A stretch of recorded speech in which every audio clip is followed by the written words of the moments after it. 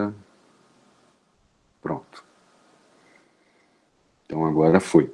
Então, pessoal, vamos lá, vamos começar a nossa aula de hoje. Hoje também, ao final dessa atividade, dessa aula, né?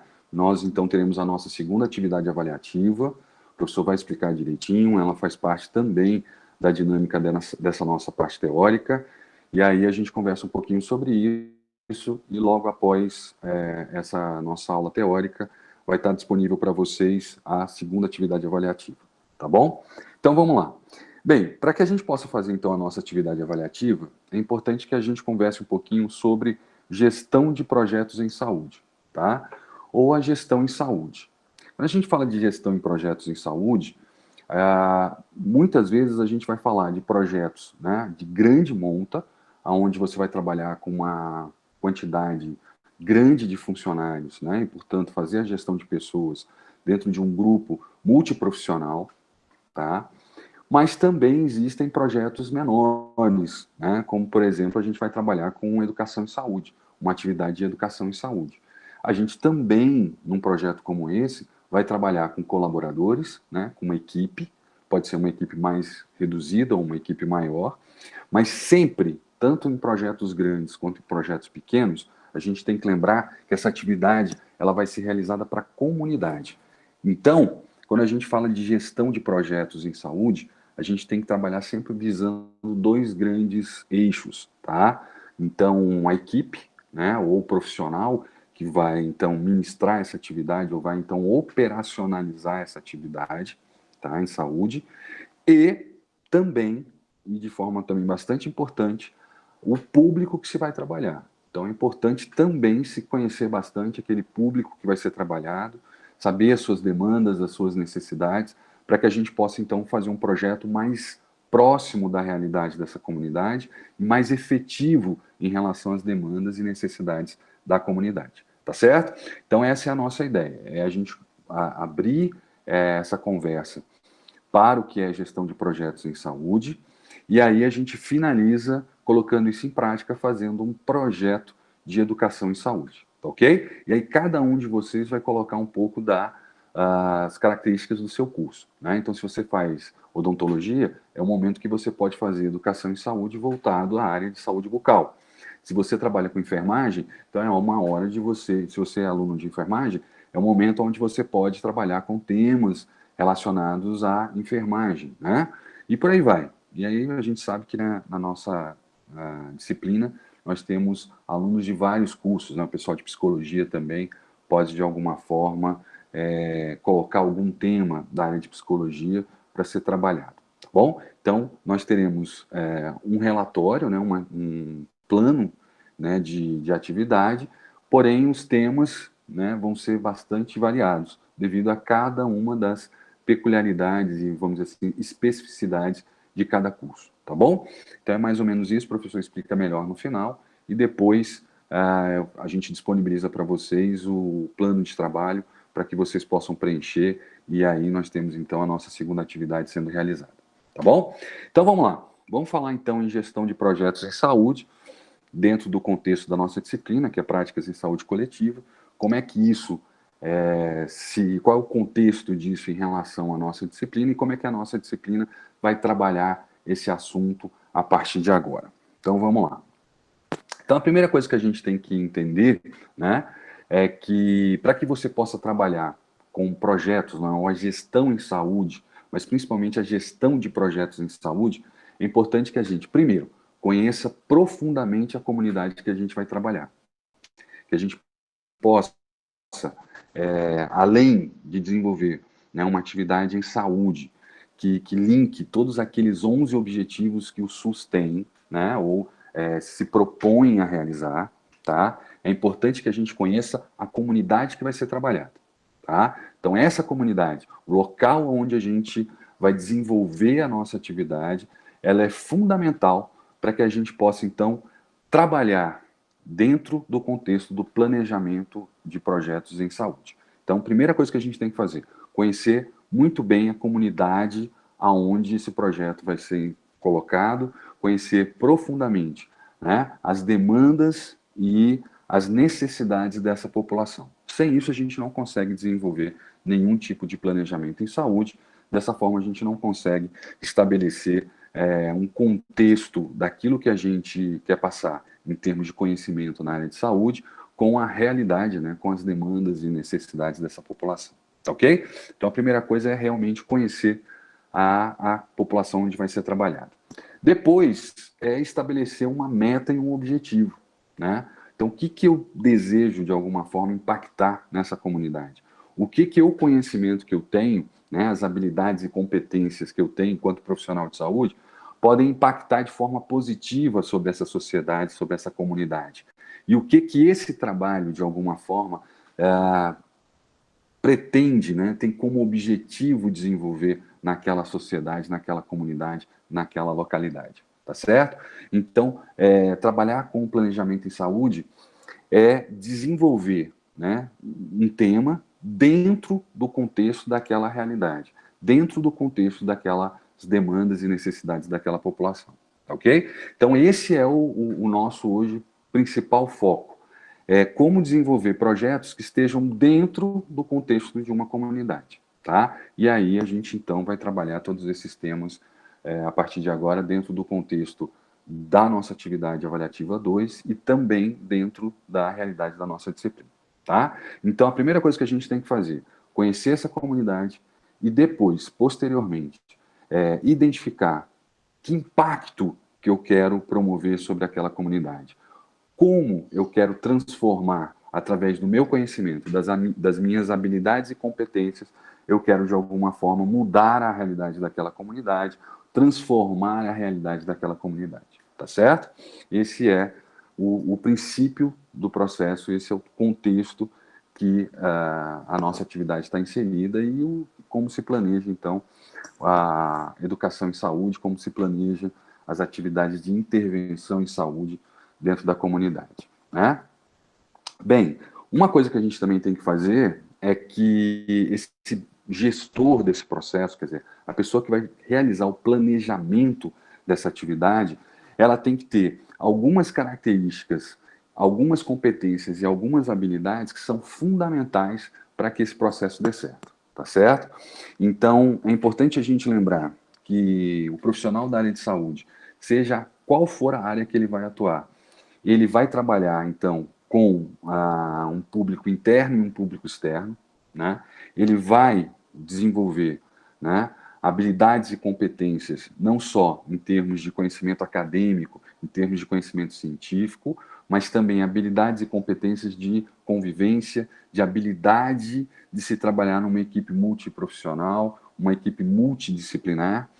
Então, é importante que esse profissional da área de saúde ele saiba fazer esse processo de gestão, que ele possa, então, atuar dentro dessa área com todas as possibilidades, né, e com todas as ferramentas possíveis para se desenvolver esse trabalho, ok? Então, quando a gente fala de gestão em saúde, ou gestão de projetos em saúde, a gente está falando, na verdade, da capacidade e habilidade desse profissional, não só de desenvolver conhecimento técnico, científico, mas também de desenvolver vínculos e laços, não só com a equipe que acompanha esse profissional, mas também com a comunidade a ser atendida, com a comunidade atendida, tá bom?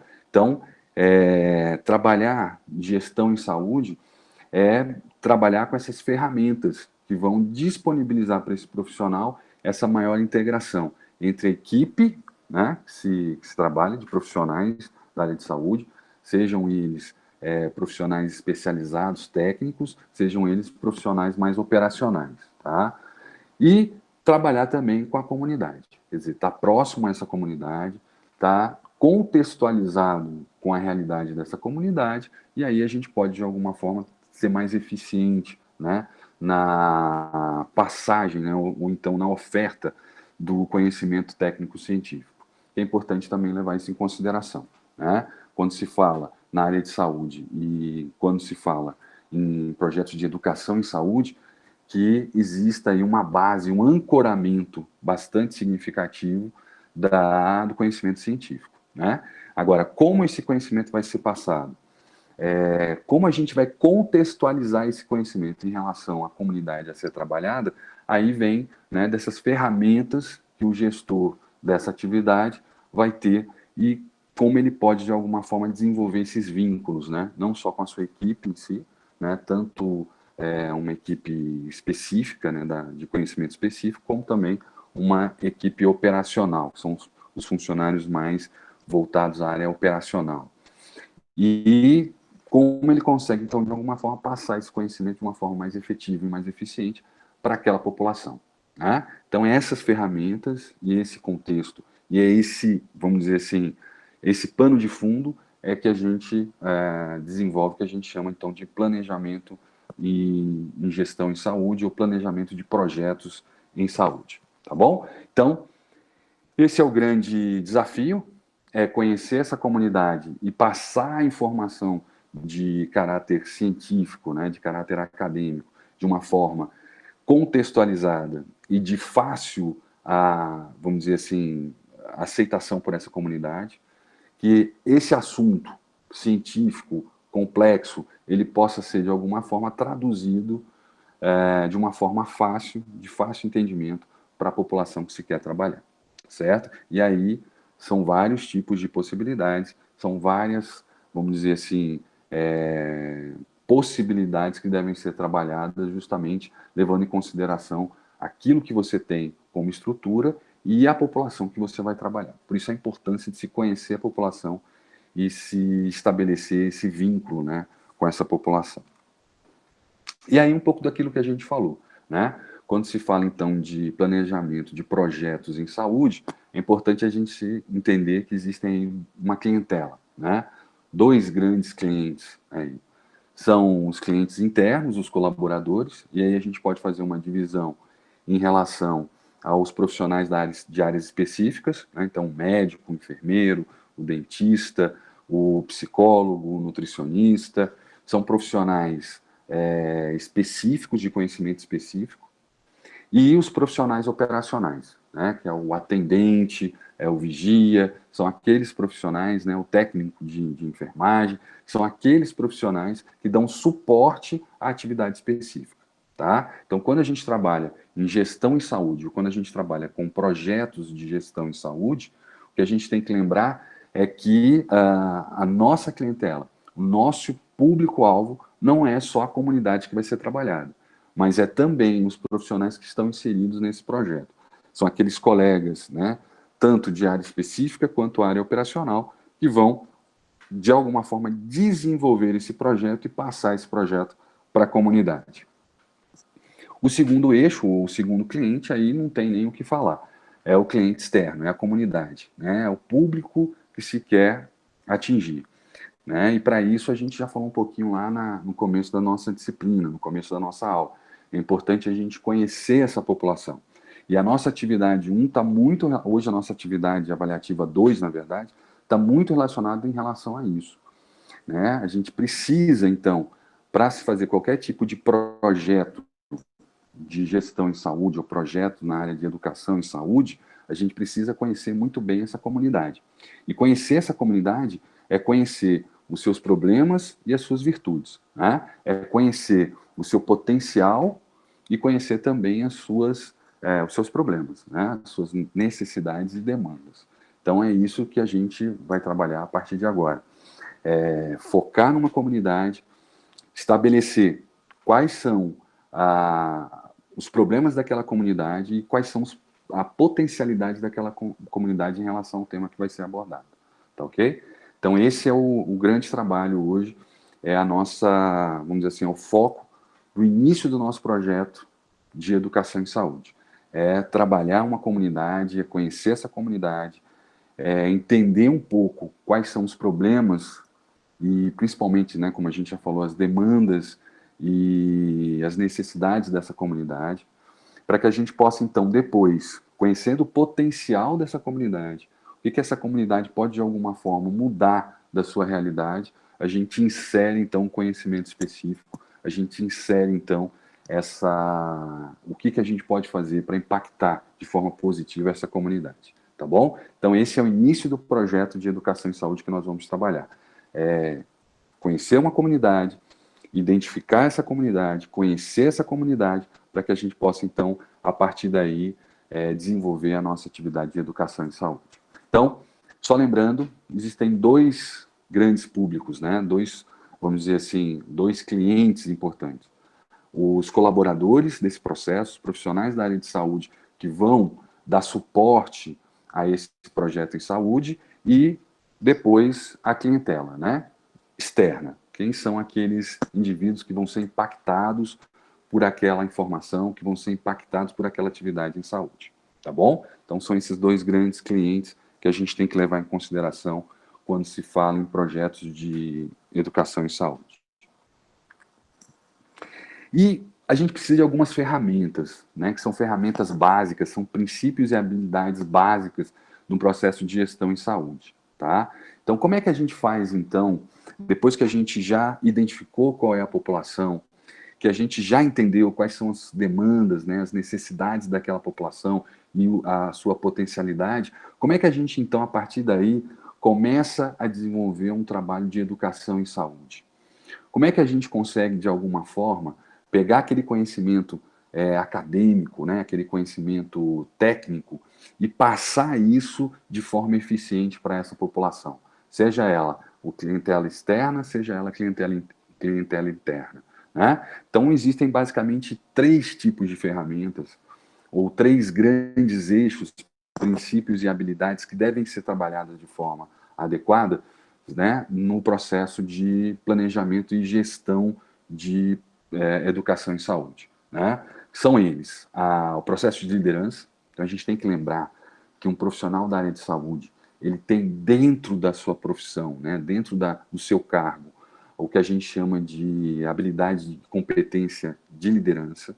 Ele vai ser tanto um líder para aquele paciente que está na frente dele na consulta, então o médico, o nutricionista, o fisioterapeuta, o psicólogo, ele tem que apresentar algumas ferramentas de liderança justamente para tornar esse processo mais efetivo, para tornar esse processo, né, o mais impactante possível, tá? E ele também precisa trabalhar ferramentas como a comunicação e a competência técnica.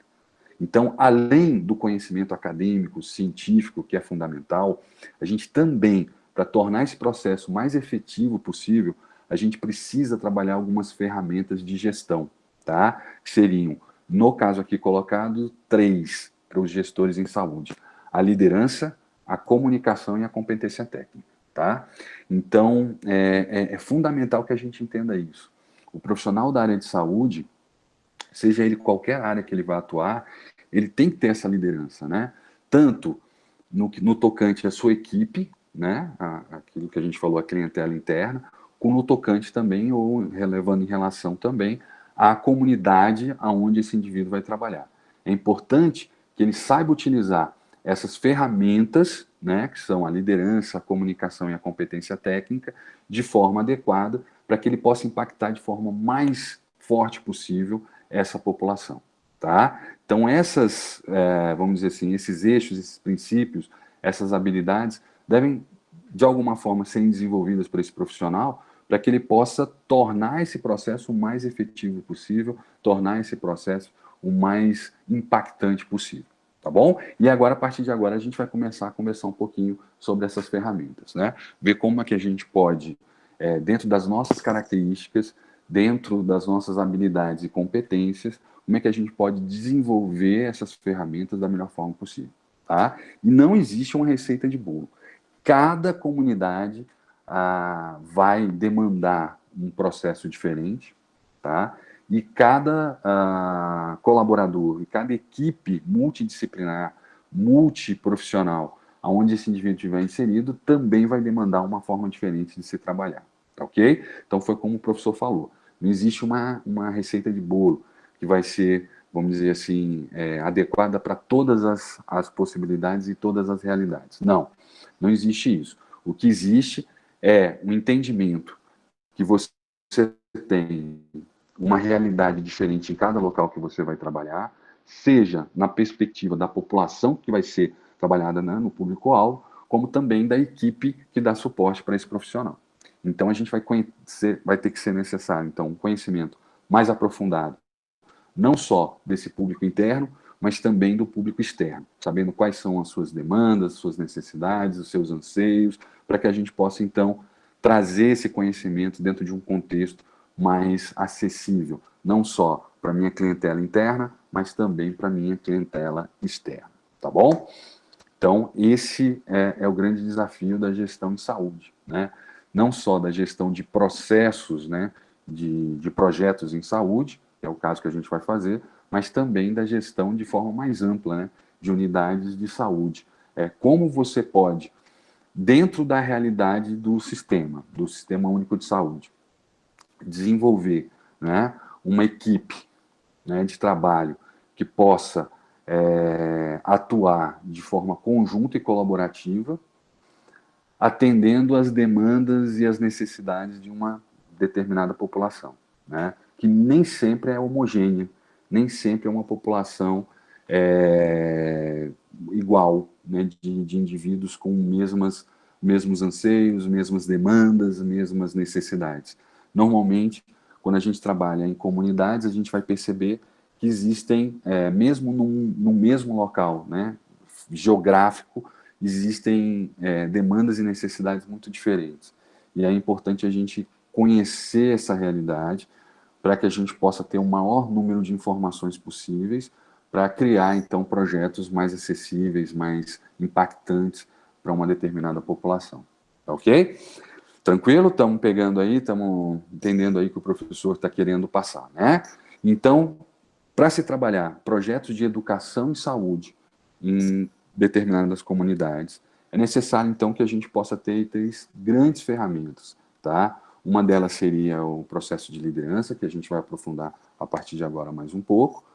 Outro seria o processo, né, e as ferramentas de comunicação, para que a gente possa, então, ter uma aproximação maior dessa população, para que aquilo que a gente tem como ferramenta, que é o conhecimento científico, né, muitas vezes o conhecimento acadêmico, aquilo seja traduzido para o melhor entendimento dessa população. E, por último, a competência técnica, né? Qual metodologia utilizar para que esse conhecimento seja passado da forma mais efetiva e eficiente possível, né? Então, com essas três ferramentas na mão, eu acho que o processo de planejamento de gestão de saúde, ele acontece de forma muito mais orgânica e muito mais dinâmica, tá? Agora, a gente precisa conhecer essas ferramentas de forma mais aprofundada. Seriam aí o processo de liderança, comunicação e competência técnica. Vamos lá? Vamos falar um pouquinho de cada um deles e tentar contextualizar cada um deles dentro da nossa realidade, né? Então, do planejamento de um projeto de educação e saúde para uma determinada comunidade. Então, primeira ferramenta é a liderança. Então, o que é isso? Que ferramenta é essa? E como é que eu posso utilizar essa ferramenta dentro do meu dia a dia, enquanto profissional da área de saúde, enquanto gestor de projetos em educação e saúde, né? Então, eu queria começar com dois grandes exemplos, né, de liderança. Um deles, desse indivíduo, né, Mahatma Gandhi, indiano, que fez uma história no século passado, né, através da sua capacidade de liderar uma comunidade, através da sua capacidade de liderar uma nação em relação a um determinado objetivo, que seria a independência da Índia, né? Então, se a gente pega um pouco no contexto do século passado, do início até a metade do século passado, a gente vai ver que a Índia, um dos países mais populosos do mundo, naquela época, fazia parte, né, do Império Britânico, vamos chamar assim, né? Fazia parte e era dependente, né, do Estado britânico. E a grande intenção do povo indiano era, de alguma forma, ter a sua libertação, era ter a sua liberdade e poder ter um país livre, né, que pudesse, então, ser dono do seu destino, ser dono da sua realidade, né? E Mahatma Gandhi, então, lidera a população da Índia, né, que tinha como esse desejo a independência em relação ao Império Britânico. Mahatma Gandhi, então, representa, né, esse objetivo e lidera essa população até chegar a esse objetivo. Tá? Agora, isso é uma coisa, você liderar uma população de um país extremamente populoso em relação a um país extremamente bélico, né, ou um estado bélico, que é o Império Britânico na metade do século passado, mas tendo como principal objetivo ou como principal ferramenta a pacificação, é o que faz realmente a gente entender que Mahatma Gandhi foi um grande líder. Então, qual era o objetivo de Mahatma Gandhi? Era a independência da Índia, que era o desejo da população indiana. Mas como é que ele fez isso acontecer? Qual era o objetivo dele? Como ele de alguma forma estabeleceu a essa população que isso ia acontecer? Como é que essa população entendeu e estabeleceu Mahatma Gandhi como um grande líder? E qual foi o caminho a ser seguido? Foi a pacificação. Então, como a Índia não tinha um exército próprio e o poder bélico do Império Britânico era infinitamente maior do que as possibilidades em termos de guerra que a Índia podia oferecer, o que eles fizeram foi uma resistência pacífica. Enquanto do outro lado você tinha canhões, você tinha todo um armamento, do lado indiano o que você tinha era a paciência e a pacificação. Tá? Então as pessoas não fariam aquilo que era estabelecido pelo Império Britânico, mas essa resistência não seria pela briga, não seria pela guerra, seria pela paz. E aí a gente, de alguma forma, entende por que Mahatma Gandhi é considerado até hoje um grande líder. Né? Como você consegue passar esse objetivo, que já, na verdade, era um desejo e um anseio do povo indiano, né? Mas qual a forma? Então, identificar essa forma mais adequada e convencer essa população que ela chegaria a esse objetivo através dessa forma de resistência é que faz, então, de Mahatma Gandhi um grande líder, né? Identificado como um grande líder mundial. Né? Ele nasceu em 1869 e veio a morrer, né, através de um atentado em 1948. Então, ele faz, né, ele inicia esse processo de resistência através da pacificação e leva isso bastante à frente, né, através do seu processo de liderança e tendo o povo, né, indiano atrás dele e apoiando todo esse processo. Então, a gente, até hoje, considera, né, Mahatma Gandhi como um grande líder devido a essa capacidade de dia a dia, né, motivar essa população a continuar exercendo e estabelecendo essa resistência, mas uma resistência pacífica, uma resistência que era mais difícil, que era mais dolorosa, mas que ele conseguiu convencer essa população que era melhor, né? Então, por isso, a gente estabelece Mahatma Gandhi como um grande líder. Tinha um grande objetivo, tinha um objetivo extremamente, vamos dizer assim, valoroso, né, que era gerar a independência da sua nação, do seu povo, e ele fez isso colocando, né, da forma mais fácil possível, da forma mais acessível possível àquela população, como resistir a um invasor muito mais forte, muito mais poderoso. Né? Então, como é que a gente consegue fazer frente a essa nação se a gente também não tem o mesmo poder bélico, se nós não temos a mesma capacidade, né, de enfrentamento? Foi através daquilo que eles tinham de mais forte, daquilo que aquela população tinha como maior potencial, que era a pacificação, que era a sua força, né, principal. Então, é isso que estabelece, né, dentro do processo de liderança, o entendimento do bom gestor, do bom líder. É aquela pessoa que estabelece, né, que ouve a população, que ouve os seus comandados, sejam eles colaboradores ou não, e consegue tirar o melhor dessa equipe, né, consegue tirar o melhor desses indivíduos frente a um problema. E foi isso que Mahatma Gandhi fez, né?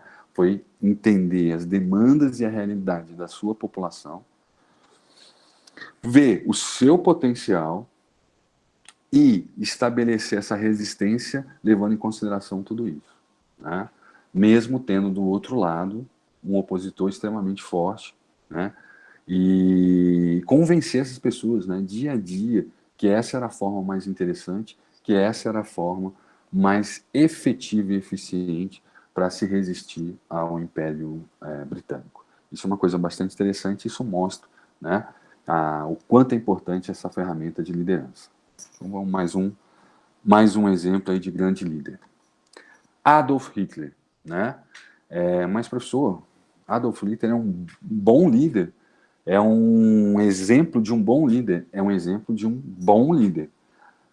É um exemplo também de um péssimo objetivo, né? De que essa liderança levou ao impacto negativo desse processo.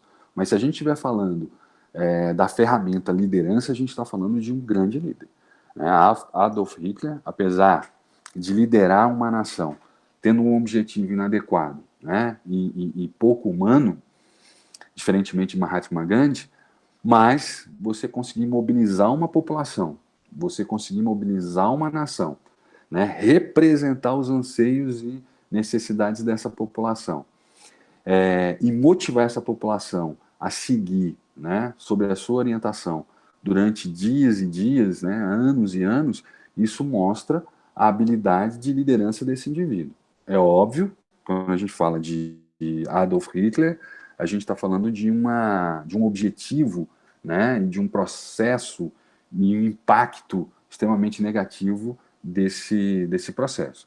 Mas enquanto ferramenta de gestão em saúde, no caso a gente está falando de gestão, né, de ferramenta de liderança, aí a gente está falando de um grande líder. A gente está falando de uma pessoa que teve, né, carisma suficiente, que se estabeleceu ali em termos de todas aquelas ferramentas de gestão, que é a comunicação, competência técnica e liderança, para motivar e movimentar uma nação para um objetivo. E esse objetivo, óbvio, que era inadequado, mas o processo de liderança foi um processo exemplar, vamos dizer assim, né?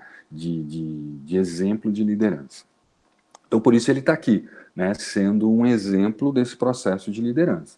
Ele está aqui como um exemplo de líder, né, não de objetivo de liderança, mas de ferramenta de gestão de liderança. Tá? Então, Adolf Hitler nasceu em 1889 e morre, né, com o final da Segunda Guerra Mundial, em 1945. Tá?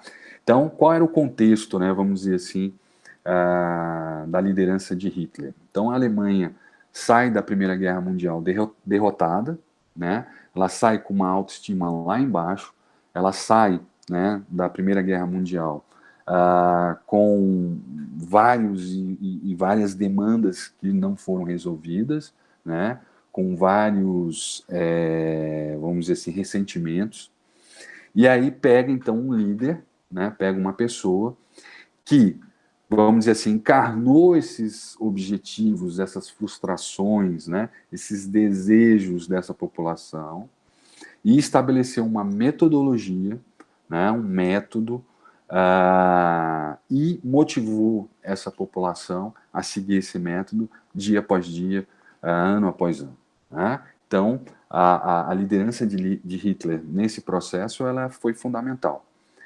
Se esse impacto foi negativo, é uma coisa, mas enquanto gestão, enquanto ferramenta de gestão e liderança, a gente pode então dizer que Hitler foi um grande líder, obviamente. Né? Então liderou a nação alemã na Segunda Guerra Mundial, né? Ele gera um estopim também da Segunda Guerra Mundial e faz então, né, um resultado de 60 milhões de mortos nesse processo que foi a Segunda Guerra Mundial. Esse impacto é um impacto doloroso para né, a nossa população humana, né, a nossa raça humana, que isso talvez sirva de lição para que nunca mais isso aconteça, né? Que a gente possa ter aprendido com esse episódio e que fica também, né, registrado a capacidade de liderança desse indivíduo, né, da cúpula, né, do poder da Gestalt, né, da nação alemã nesse período, de poder usar ferramentas de liderança que foram extremamente eficientes, de comunicação que foram extremamente eficientes e de competência técnica em tocar esse processo, que mostram, então, que você pode ter tido um impacto muito negativo, que os objetivos desse processo eram muito negativos e geraram, né, um impacto extremamente negativo para todas as gerações, né, tanto naquela época quanto as que nós temos hoje, mas que foi um processo exemplar, vamos dizer assim, de liderança, isso a gente não pode, de alguma forma, negar. Tá? Então, exaltar Hitler como um líder é diferente de você exaltar, né, os objetivos e as expectativas de Hitler, tá certo?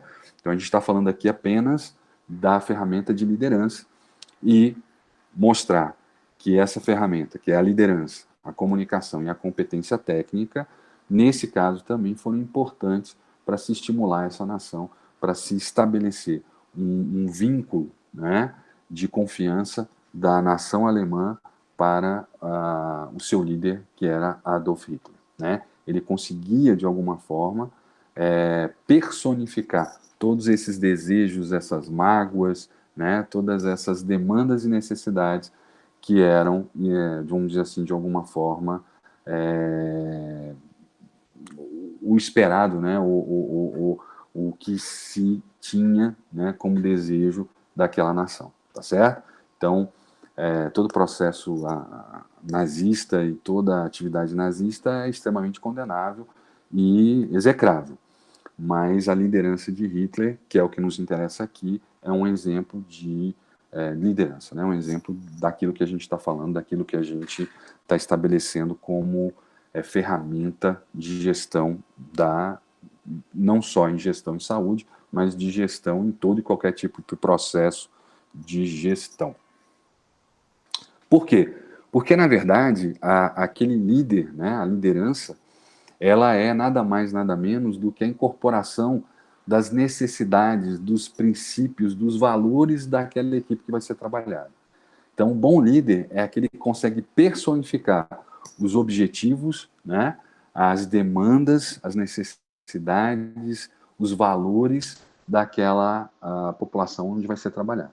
Tá? Então, a gente consegue, né, de alguma forma, estabelecer esse processo de liderança quando a gente personifica as demandas e necessidades daquela comunidade. Tá? Seja ela interna, né, os colaboradores, os profissionais de apoio, os profissionais específicos, seja a população externa, a comunidade, enfim, o público que vai ser trabalhado.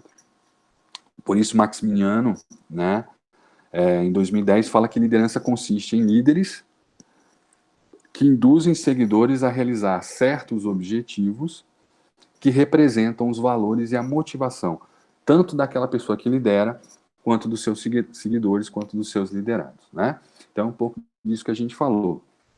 A gente consegue estabelecer esse processo nessa ferramenta de liderança quando a gente consegue personificar os desejos dos nossos liderados. Né? Quando a gente consegue, na perspectiva dos liderados, né, na perspectiva do público que vai ser atingido, impactado, a personificar os desejos e necessidades daquela população, tá certo? Então é dessa forma que se estabelece essa ferramenta tão importante que se chama a liderança. E aí dentro de um processo de planejamento de educação em saúde, a gente tem que sempre que lembrar que o profissional da área de saúde é esse líder, né? Essa pessoa que vai modificar a realidade daquela população, é aquela pessoa que tem como princípio, né, impactar de forma positiva aquela população. Então, por isso que a gente precisa entender essas ferramentas e trabalhar essas ferramentas da melhor forma possível.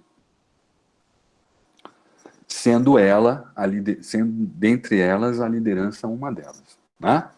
Então, primeira coisa que a gente tem que entender é que a liderança não é uma característica pessoal só, né?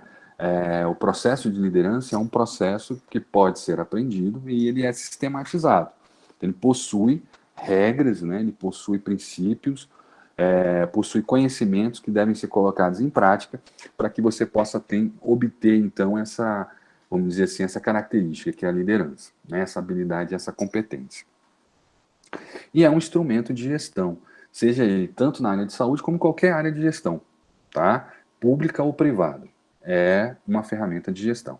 Então a gente tem que entender que a liderança não é só um status, né? Não é só uma característica pessoal, mas ela é uma ferramenta dentro do processo. Se a gente quer realmente impactar de forma positiva uma população, em termos dos aspectos da área de saúde, é importante que dentro desse processo a gente possa passar para si, né, que a gente possa desenvolver em cada um de nós, profissionais da área de saúde, essa ferramenta tão importante, né, que se chama liderança, tá? Então, é fácil a gente dizer que qualquer pessoa pode ter essa ferramenta consigo, qualquer pessoa pode utilizar essa ferramenta de gestão, desde que ela siga, né, algumas regras e desde que ela, de alguma forma, entenda que esse processo é um processo sistematizado que precisa, né, ser seguindo uma orientação específica para cada tipo de atividade, certo? E acaba se tornando, então, um processo mesmo, uma ferramenta, um instrumento de gestão. Bem, e aí, como é que a gente pode, de alguma forma, entender a liderança como uma ferramenta de gestão? Então, a gente tem que entender a liderança como uma ferramenta tanto de decisões estratégicas como de decisões operacionais dentro do processo de educação e saúde, dentro do processo, né, de gestão de projetos na área de saúde. Como é que isso acontece? Quer dizer, o que a gente está querendo dizer com isso? A gente está querendo dizer com isso que liderar um processo de gestão em saúde é, na verdade, você colocar ou objetivar atividades estratégicas, quer dizer, como é que a gente vai impactar essa população, quais são os objetivos que esse projeto tem, como ele vai acontecer, né, e para que ele vai acontecer, e quem vai fazer acontecer. Então, essas seriam decisões estratégicas, né, são decisões que vão ser tomadas num caráter mais de planejamento. Então, quem vai planejar esse projeto, né? E aí o líder tem essa, vamos dizer assim, essa responsabilidade de direcionar essa equipe, de direcionar esse processo, né, de planejamento, de pensamento, de desenvolvimento de objetivos, né, de qual metodologia vai ser utilizada, quem vai atuar nesse processo. Então, todas essas decisões estratégicas vão estar na mão, né, do líder, né, desse processo. E as decisões operacionais seriam aquelas mais palpáveis, aquelas mais, vamos dizer assim, de apoio ao planejamento. Então, como vai ser, qual local que vai ser estabelecido isso, quais instrumentos ou recursos a gente precisa para que isso aconteça.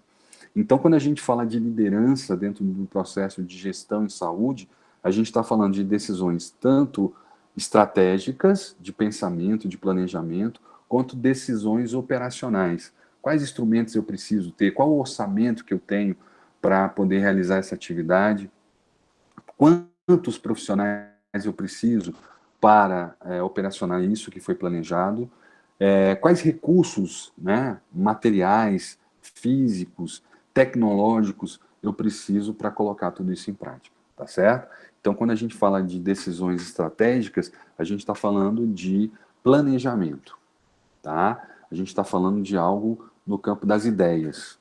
E quando a gente fala, então, de decisões operacionais, a gente está falando de decisões mais palpáveis, né? De que recursos a gente vai precisar, sejam eles de recurso pessoal ou material, né? Ou de infraestrutura, que a gente vai precisar para colocar em prática tudo aquilo que foi planejado. Todas aquelas decisões estratégicas que foram tomadas, tá? E o processo de liderança, ou a gestão desse processo, acontece, né, nesses dois caminhos, tanto no caminho estratégico quanto no eixo operacional. Então, o líder, né, e a gestão dos projetos em saúde precisam de uma pessoa que toque isso, né, que organize a sua equipe, que determine, né, qual o foco dentro das demandas e necessidades da população que a gente vai trabalhar e qual o impacto que aquela atividade vai, de alguma forma, estabelecer para aquela população.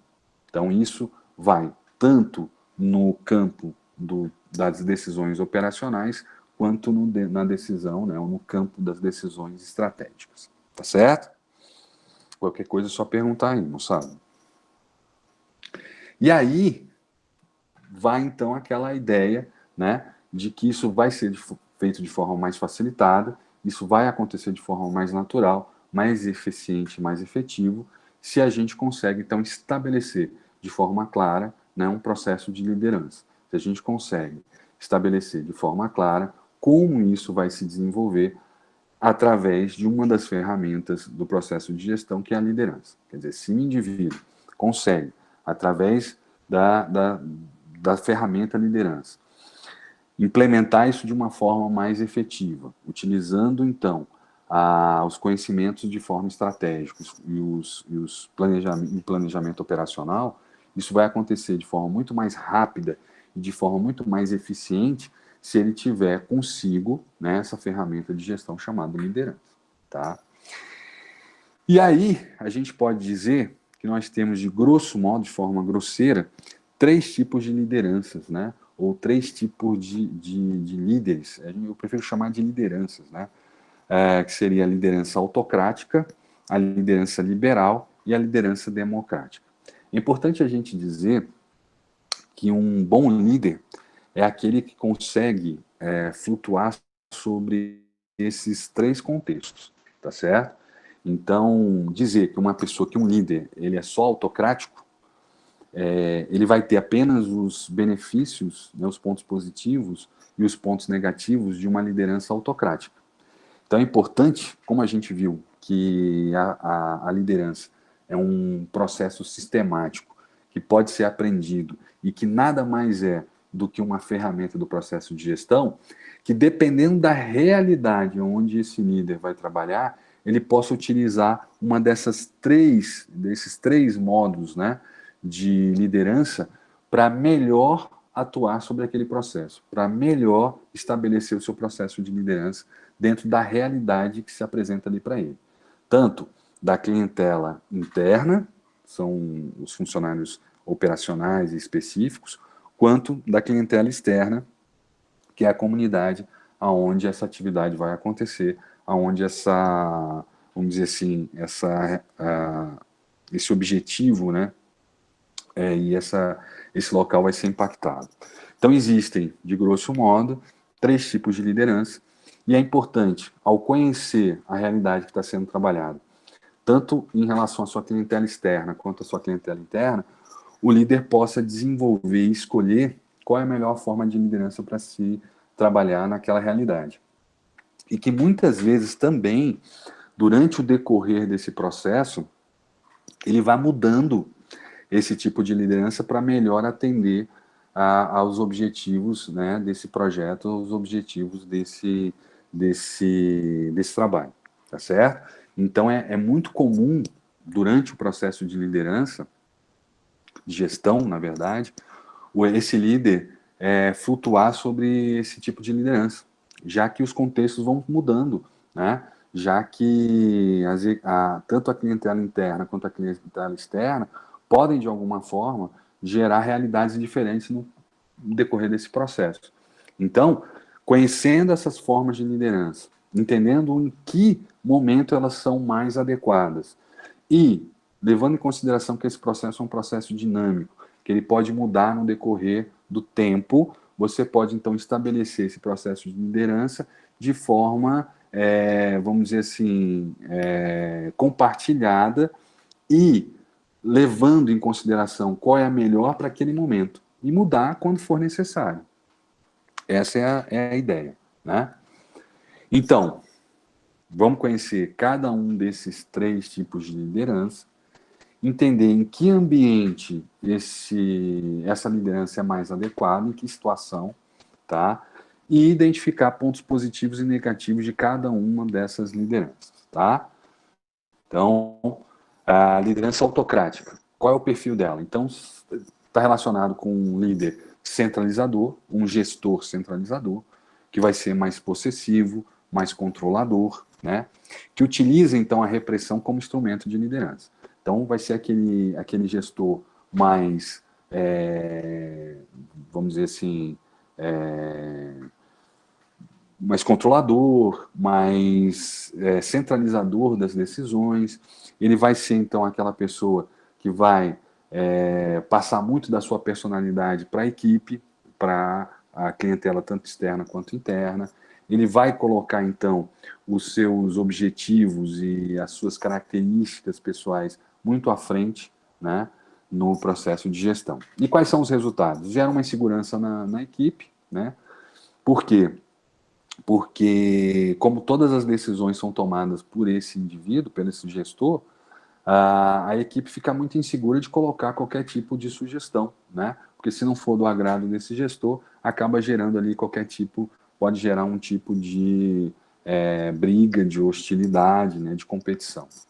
Então, vai gerar aí um ambiente mais hostil, mais competitivo, né? Vai gerar uma dependência em relação a esse gestor, e nesse ambiente é óbvio que a gente talvez tenha uma maior agressividade e também uma maior apatia, já que o que eu penso não vai ser levado em consideração, e sim aquilo que o gestor pensa.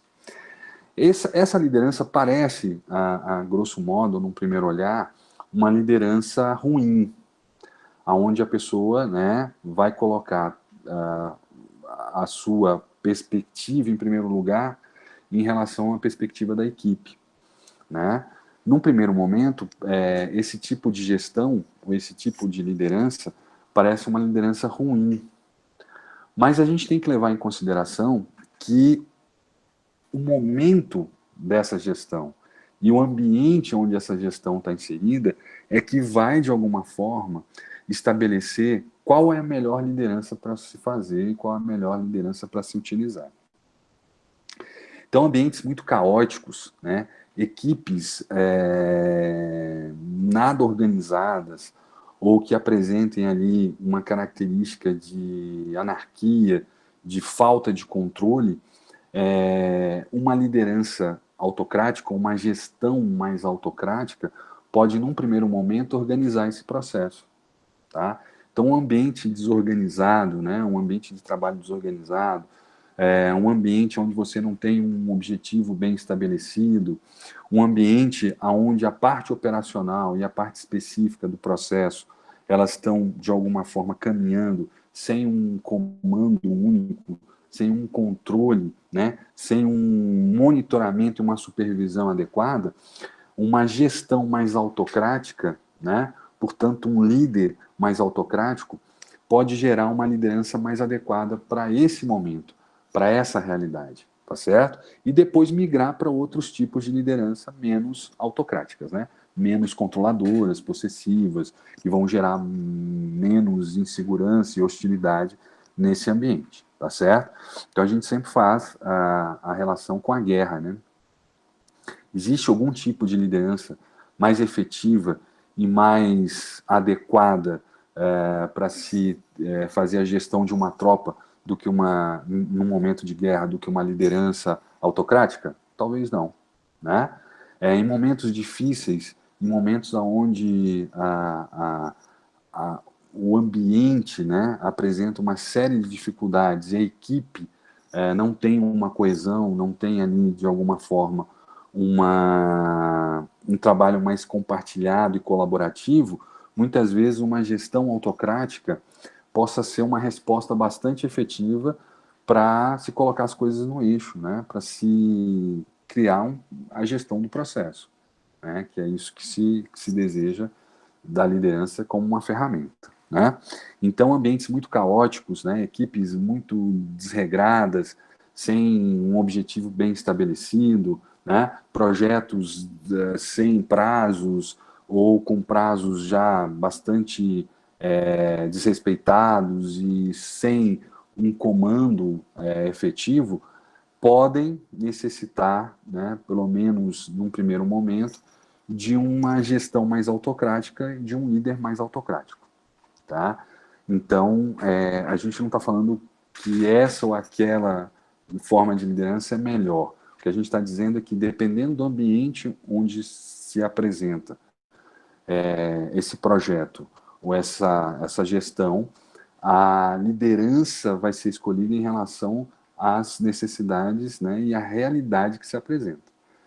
Então, um ambiente muito caótico, um ambiente extremamente pouco, vamos dizer assim, organizado, demanda uma gestão mais autocrática, né? Um líder mais autocrático, tá? Isso não quer dizer que os outros sejam ruins ou que esse seja ruim.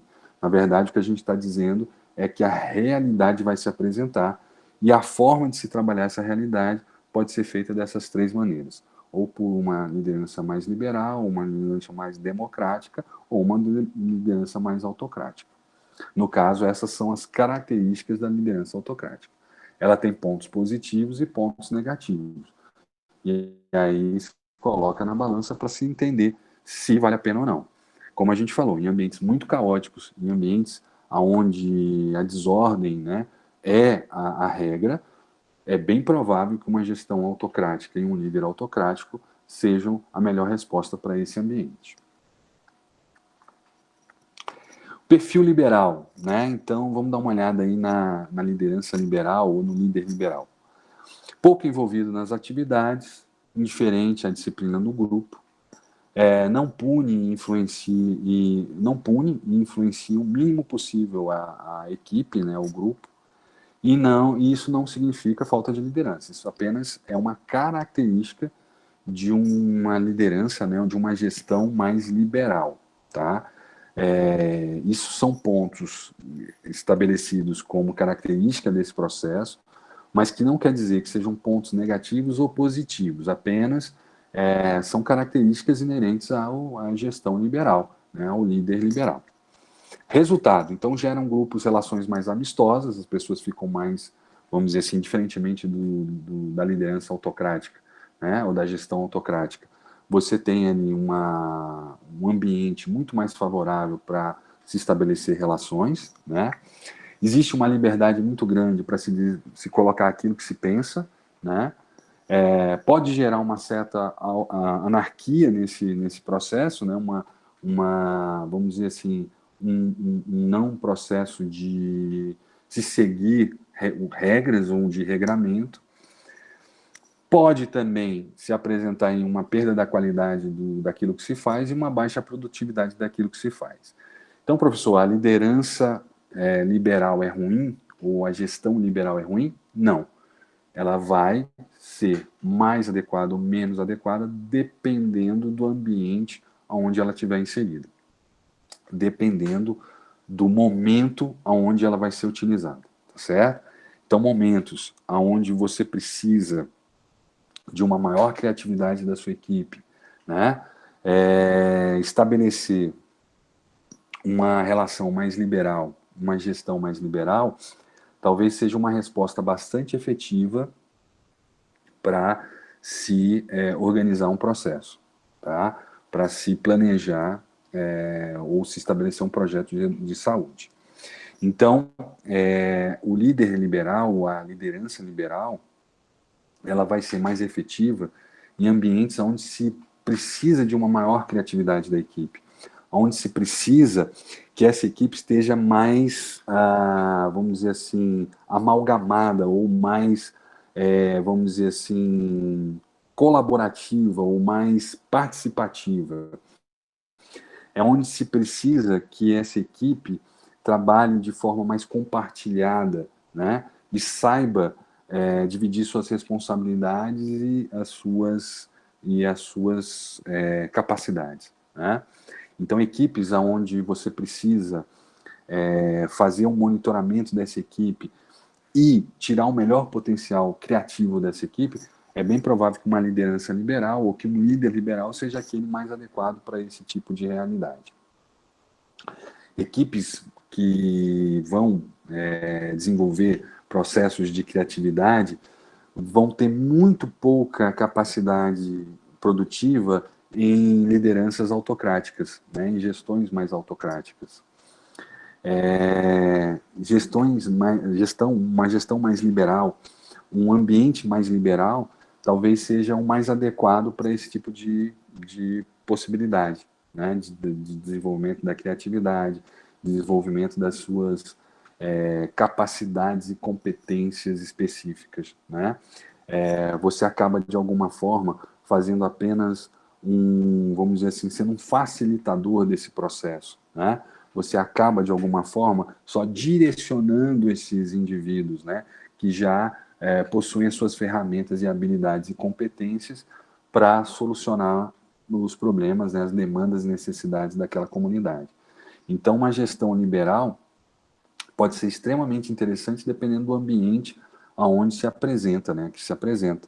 Um ambiente e demandas e necessidades de criatividade, de maior capacidade de desenvolvimento de trabalho específico, podem então ser melhor apoiadas ou melhor desenvolvidas em ambientes liberais, né? Em processos de gestão mais liberais ou através de um líder mais liberal. O perfil democrático, né, aquele que compartilha as decisões, usa da sua autoridade, né, através da persuasão, da distribuição de responsabilidades, que vai julgar muito antes de tomar qualquer tipo de decisão. E que compartilha também essa decisão com a sua equipe, né, ouvindo muito mais do que mesmo falando, né. Então, gera grupos com maior comunicação, já porque existe esse estímulo, né, do próprio processo de gestão. Tem uma liberdade maior da própria equipe de gerar críticas, isso é uma coisa que é interessante. E maior participação dessa equipe, quer dizer, as pessoas se sentem muito mais donas do processo e também muito mais parte integrante desse processo. Agora, toda vez que se toma uma decisão compartilhada ou que se ouve todas as partes para se tomar uma decisão, você tem uma menor velocidade, né, desse processo. Você precisa de mais tempo para que as coisas realmente aconteçam, né? Então, se a gente for ver das 3 formas de gestão, a autocrática, a liberal e a democrática, todas elas têm pontos positivos e pontos negativos. O importante é a gente entender que, dependendo do ambiente onde você está, você vai utilizar essa ferramenta de forma mais adequada ou não. Você vai escolher, dentro desses processos de gestão, qual é aquele mais adequado para atender a sua demanda, a sua realidade naquele momento. E essa mesma equipe pode passar por vários processos de gestão. Então, vamos dizer que você pega uma equipe que está muito desorganizada, que, enfim, está desestimulada. Talvez uma gestão mais autocrática possa fazer essa equipe trabalhar de uma forma mais adequada. Mas essa gestão autocrática, por muito tempo, pode, de alguma forma, gerar problemas. Então, a gente passa por uma liderança mais democrática, onde você vai ouvir mais. Então, dentro da mesma equipe, com realidades e momentos diferentes, você pode ir mudando, né, essas ferramentas de gestão, essas possibilidades de gestão. Começando com uma gestão mais autocrática, depois evoluindo, né, ou passando para uma gestão mais democrática, chegando talvez até uma gestão mais liberal.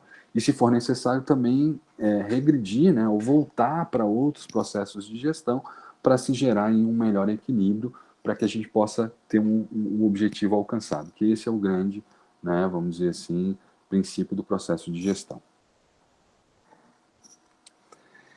Bem, então nós falamos dos tipos, né, de processos de gestão que nós temos, né, ou de lideranças. Agora vamos falar um pouquinho das bases da liderança, são aqueles princípios que não podem ser deixados de lado, senão não existe o que a gente chama de liderança. Seria a missão e objetivo, a liderança formal e a liderança informal. Então, para se estabelecer um projeto de educação e saúde, é importante que a gente tenha, de alguma forma, uma missão, um objetivo estabelecido. Para que eu estou querendo fazer aquilo? Dessa forma, você facilita muitas pessoas que estão com você, seja o seu cliente interno ou cliente externo, entender aquilo que você quer e aquilo que você, de alguma forma, deseja impactar naquela população. Então, deixar bem claro qual é o seu objetivo e estabelecer esse objetivo de forma clara vai fazer com que você tenha um melhor entendimento da sua clientela, seja ela interna ou externa, daquilo que você quer fazer. Então, toda vez que a gente estabelece, né, um processo de liderança, é importante que a gente deixe bem claro que tipo de objetivo você tem. Que a gente possa estabelecer de forma muito clara para todos os atores do processo que tipo de objetivo ou missão você tem. Para que você está ali e o porquê você está ali. E o que você vai impactar naquela população. Isso nada mais é do que a missão, o objetivo do processo. Então, deixar isso muito claro, conhecer muito bem e deixar isso claro num aspecto dessa população, né, desse contexto, é fundamental para que a gente possa ter sucesso naquilo que se quer, para que a gente possa ter sucesso naquilo que se faz, tá certo? Então esse é o principal, talvez, trabalho do líder, né? É estabelecer o objetivo, determinar qual é o objetivo daquele processo, qual é o objetivo, a missão daquele trabalho. Liderança formal. A liderança formal é uma característica, uma habilidade, uma competência que está relacionada não à pessoa em si, mas o cargo que ela exerce. Então, por exemplo, um profissional da área de saúde, seja ele um enfermeiro, seja ele um fisioterapeuta, um nutricionista, um médico, tem dentro da sua profissão, do seu cargo, da sua função, uma determinada autoridade, tá? Independente de quem é a pessoa que assume aquele cargo. Então, a gente pode dizer que algumas profissões têm dentro de si uma autoridade formal, tá? Então, por exemplo, um médico tem dentro de si uma autoridade formal. Quando ele faz o diagnóstico de uma doença e estabelece o tratamento, na verdade o que a gente espera é que aquilo ali seja a melhor forma de se trabalhar aquela realidade. E o cargo de médico tem e, de alguma forma, delega aquele indivíduo que a gente chama de autoridade formal para se fazer isso, tá? A mesma coisa acontece com o policial. Quando a gente encontra um policial na rua e ele pede o documento, a gente acaba, de alguma forma, fazendo aquilo que se pede justamente pela liderança formal que aquele cargo tem, né? É óbvio que se a pessoa tendo aquele cargo, mas tendo uma atitude inadequada para aquele cargo, ela vai, com o passar do tempo, perder o que a gente chama de autoridade formal, né? Se o diagnóstico foi feito de forma errada e o tratamento é inadequado, a gente perde a confiança naquele médico, naquele profissional da área de saúde.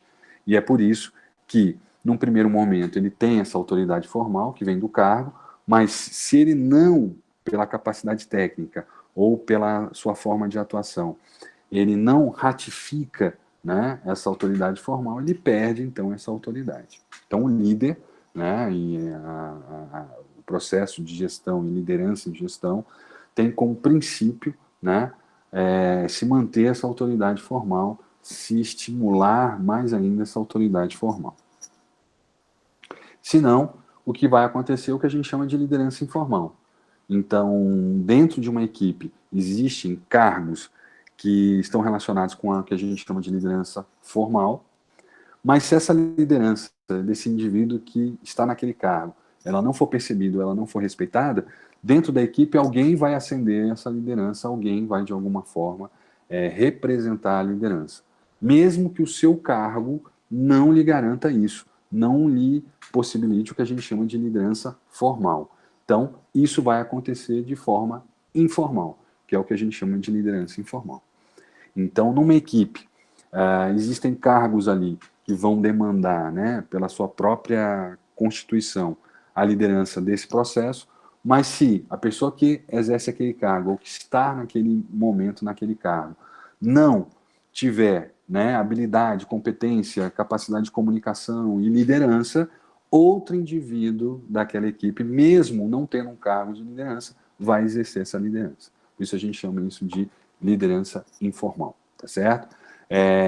Tem um pouco na base do carisma, né, de alguma competência pessoal daquele indivíduo, mas também está relacionado com a capacidade de fazer, né, de comandar, de estabelecer objetivos e serem seguidos esses objetivos.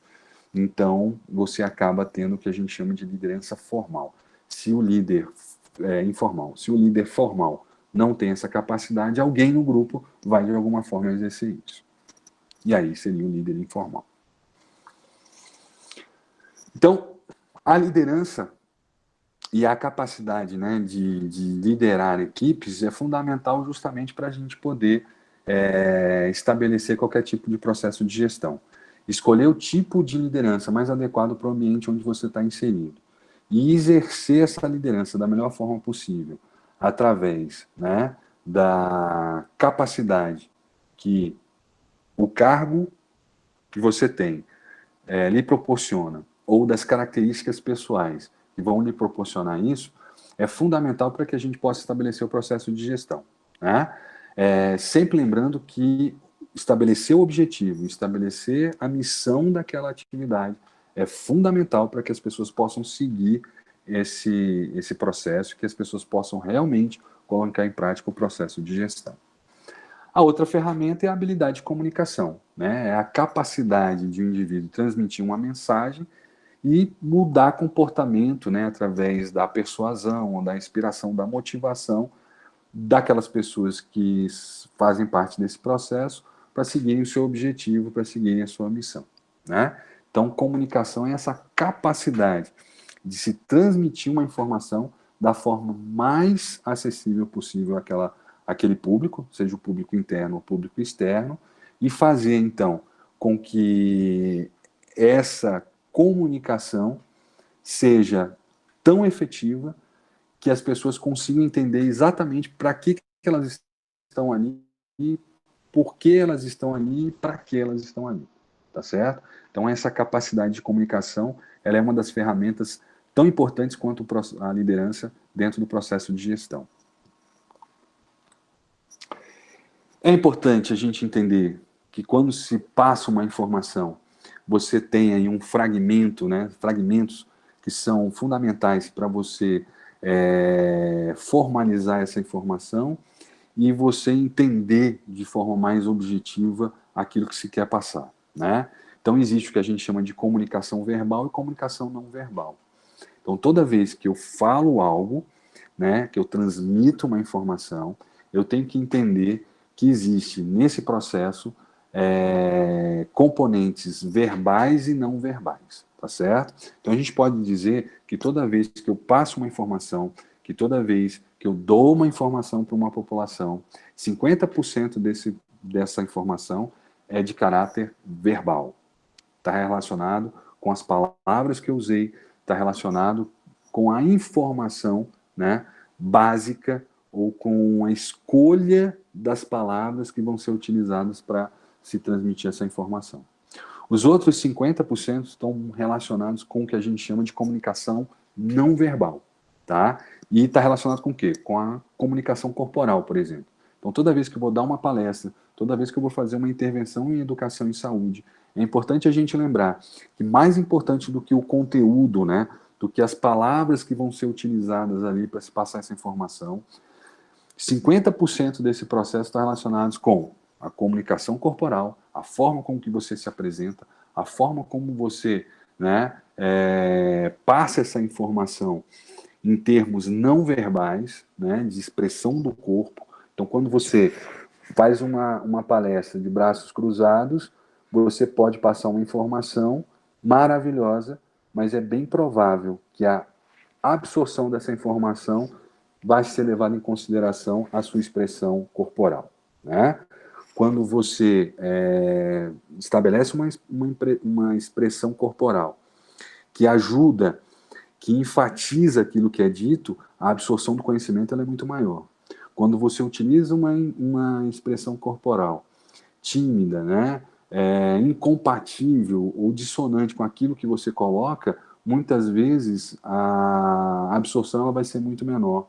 Ou o entendimento daquilo que se coloca vai ser, de alguma forma, prejudicado.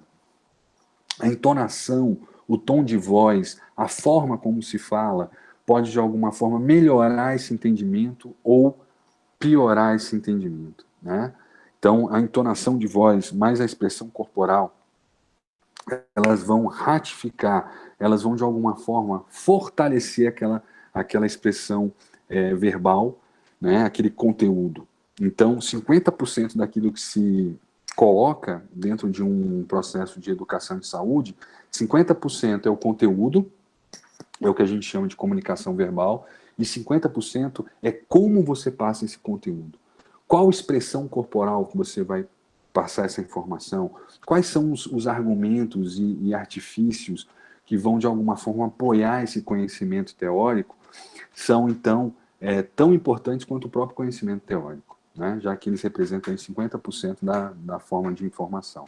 Então, como você fala, o tom que você utiliza, você pode enfatizar uma determinada informação e gerar uma melhor ou pior absorção do conhecimento. Então, quando se fala em comunicação, não é só você conhecer o público para que você possa, então, usar uma linguagem mais adequada para aquela população, mas é como você faz, né? Como você transmite essa informação, que também tem aí um valor importante, né? Então, conhecer a população para se estabelecer um processo mais, vamos dizer assim, próximo entre quem passa a informação e quem recebe a informação é importante, mas como passar essa informação também vai ser fundamental para maior ou menor entendimento desse processo. Então, essa expressão não verbais, alguns símbolos e significados que vão ser colocados vão ser tão importantes quanto a própria informação, quanto a própria mensagem. Ok? E por último, para a gente fechar esse contexto, né, de gestão de saúde, seria a última ferramenta, que é a competência técnica. É o que você vai utilizar como conhecimento para ser passado para essa comunidade, aquilo que você vai utilizar como conhecimento técnico, né, como conteúdo para ser passado para aquela comunidade, né? Então, são as atitudes e ações que vão ser utilizadas, né, o conhecimento, né, e o conteúdo que vai ser passado para a comunidade através, por exemplo, de um projeto de educação e saúde. É importante que esse conhecimento seja científico, né, que esteja embasado em algum tipo de critério científico. Então, toda vez que você for falar sobre escovação para uma população, é importante a gente passar as formas adequadas, científicas, e a técnica adequada, embasada, né, num conhecimento científico. Toda vez que eu for falar para uma comunidade sobre o uso de drogas, é importante que eu tenha o conhecimento dessa informação, que eu possa me aprofundar sobre esse conteúdo e ter esse conteúdo como todo apoio àquilo que se vai colocar. Então, que isso seja o mais científico, o mais técnico possível, tá certo?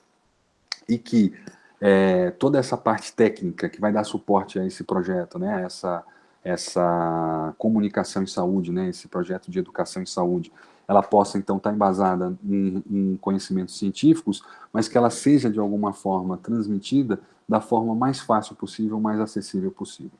Então, é importante a gente fazer uma tradução do cientificismo, né, da ciência e do conhecimento técnico para uma tradução, para uma linguagem mais popular, para uma linguagem mais informal, né, mas que isso não queira, de alguma forma, diminuir a capacidade técnica desse conhecimento, né, a relevância técnica e científica desse conhecimento.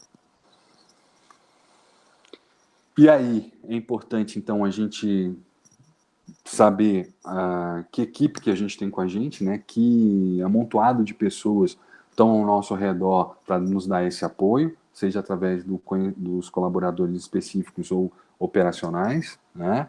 Então, é importante a gente lembrar que unidades de saúde, né, ou equipes de saúde são formadas por indivíduos de valores e princípios muito diferentes, né, que têm expectativas e capacidades muito diferentes em cada um. Então, trabalhar com uma equipe multidisciplinar e fazer a gestão dessa equipe multidisciplinar é muito complicado, né? Porque são pessoas com realidades diferentes, com formação diferentes, com valores diferentes, que vão ser, de alguma forma, agrupadas ali, né? Colocadas para se trabalhar em conjunto, e você tem, de alguma forma, que exercer essa liderança da melhor forma possível, né, e monitorar e facilitar o trabalho dessa equipe para que ele possa aparecer, para que ele possa ser o mais efetivo possível, né? Então, saber fazer a gestão de uma equipe, de um grupo, né, vamos dizer assim, de uma equipe, né, de um grupo, é tão importante quanto o próprio processo de liderança ou o próprio processo de transmissão de informação ou de passagem de informação. E aí é importante que essas coletividades sejam bastante identificadas. Nós temos o que a gente chama de grupo e equipe, né? Então, grupo seria um conjunto de pessoas que possuem objetivos diversos, não apresentam uma interdependência entre seus participantes, então trabalhar com grupos é muito difícil. Você vai ter um amontoado ali de pessoas com objetivos diferentes, com capacidades diferentes, mas que trabalham de forma não compartilhada, não colaborativa, cada um faz a sua parte, e aí, na verdade, você tem um amontoado de pessoas muito diferentes, com objetivos diferentes. O que a gente quer realmente é trabalhar em equipe, né? Que são um conjunto de pessoas que têm o mesmo objetivo, né? E que são interdependentes. Uma ajuda a outra, uma precisa da outra para que esse processo possa acontecer. Então, o grande trabalho do gestor em saúde é transformar grupos em equipes, né? É fazer com que pessoas que trabalham de formas diferentes, mas que têm objetivos diferentes, mas que trabalham em conjunto, ou deveriam trabalhar em conjunto, possam, então, a partir de agora, ter um objetivo único e possam trabalhar de forma colaborativa, né? Compartilhada, e não de forma individualizada. Então, se a gente puder ver, por exemplo, o perfil de integrantes de grupo, são pessoas que são focadas na ação individual, naquilo que ela quer fazer, como ela acha que tem que ser feito. A satisfação própria do indivíduo, da equipe, é a mais importante, está em primeiro lugar, e não da comunidade que ele quer trabalhar. Essas pessoas normalmente vão valorizar os problemas, não as soluções, vão estar sempre pensando quais são os problemas que podem aparecer ali nesse processo, e vão se organizar por tarefas, né? Eu tenho que fazer isso, então eu vou fazer aquilo que eu tenho que fazer, independente se aquela tarefa se interliga com outras ou se faz parte de outros contextos. E vão preferir sempre trabalhar com baixo risco, sempre dentro, né, de um conforto, vamos dizer assim, individual, de um ambiente mais favorável para a sua atividade, já que o interesse é pessoal e não na coletividade. Equipes vão ter sempre o foco na ação coletiva, né, naquilo que se quer fazer. Vai estar sempre relacionado com essa atividade colaborativa, né? Então, se eu ganho, todo mundo ganha. Se eu perco, todo mundo perde, né? Valorizam desafios, então essas pessoas, por estarem trabalhando de forma compartilhada, vão sempre, de alguma forma, estar valorizando os desafios e não os problemas, né? Vão se organizar por objetivos e também não por problemas e não por tarefas, mas sim pelo que a gente quer fazer. E aí depois se pensa qual é a melhor tarefa para se fazer, como se fazer. E trabalham na superação de conflitos, né? Trabalham pensando sempre no bem coletivo. Então foi isso que a gente falou. Quando você é um gestor da área de saúde, você tem que transformar grupos em equipes, né? Esse amontoado de indivíduos pensando diferente, com objetivos diferentes, tem que se transformar, então, num amontoado de pessoas com objetivo comum, com atividades compartilhadas colaborativas. E dessa forma a gente acaba desenvolvendo trabalhos muito mais compatíveis com a realidade daquela comunidade e muito mais, vamos dizer assim, impactantes através dessas ferramentas de gestão que a gente, de alguma forma, tem que se desenvolver, né? Tanto a liderança quanto a capacidade de comunicação, como a competência técnica. Porque, na verdade, independente do tipo de liderança que vai ser utilizado, se é autocrática, se é liberal, se é democrática, o mais importante é que a gente possa entender qual é o nosso papel ali naquele processo.